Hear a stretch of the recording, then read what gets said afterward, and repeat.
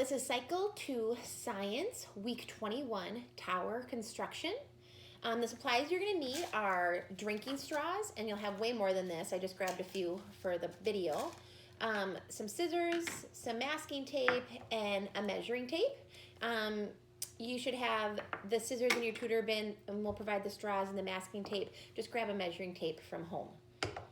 Today we're going to build straw towers, and so the first thing you can do is I have a picture of a bunch of towers in the world, but before you show that, just start getting the kids thinking about towers and towers that they can think of. Maybe they'll think of skyscrapers in, Minneapolis, or maybe they will think of the Eiffel Tower, and just kind of get them brainstorming or what are high towers that they can think of, and then you can show the picture of the towers and have them observe the difference between the towers.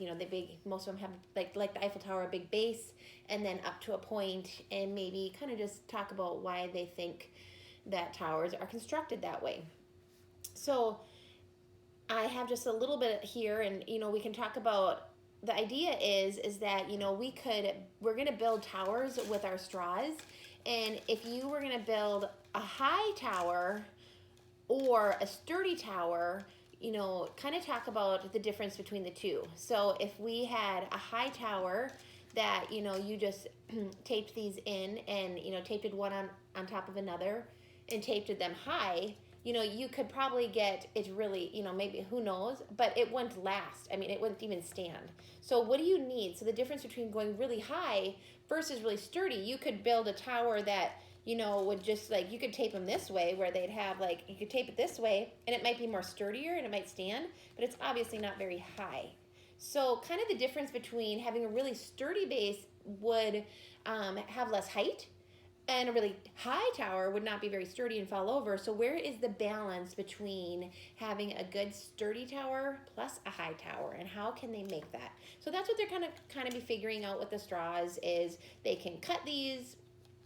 If they cut these, or if they even just turn them like that and tape it like that, then they can start building a base. You can tape that on there. Maybe they want to, make a few of these to make a base. And there's a picture of some straw towers that kids have built to kind of get an idea of what kind of base would you want to build first, and then how would you want to attach all these, to get a base, and then from there, building these up and just kind of whatever. So basically you're just going to be using the straws. You can cut them to make different sizes and tape them, and when you're done, the kids are going to basically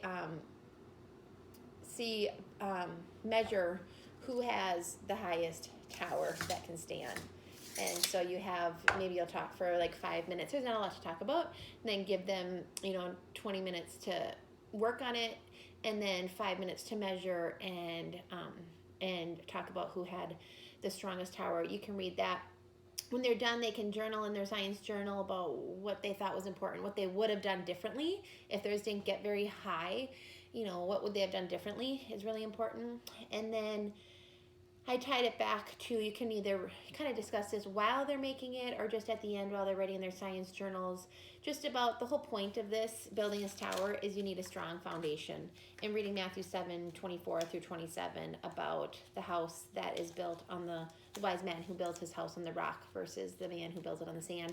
And just how, Christ is our firm foundation. And when we have that, our emphasis on who Christ is always, and our perspective on Christ, that gives us that foundation, and then we are able to stand tall and strong for him. So you can expand on that biblical lesson as you see fit for your age group of your kids. So super easy, super fun, and that's it.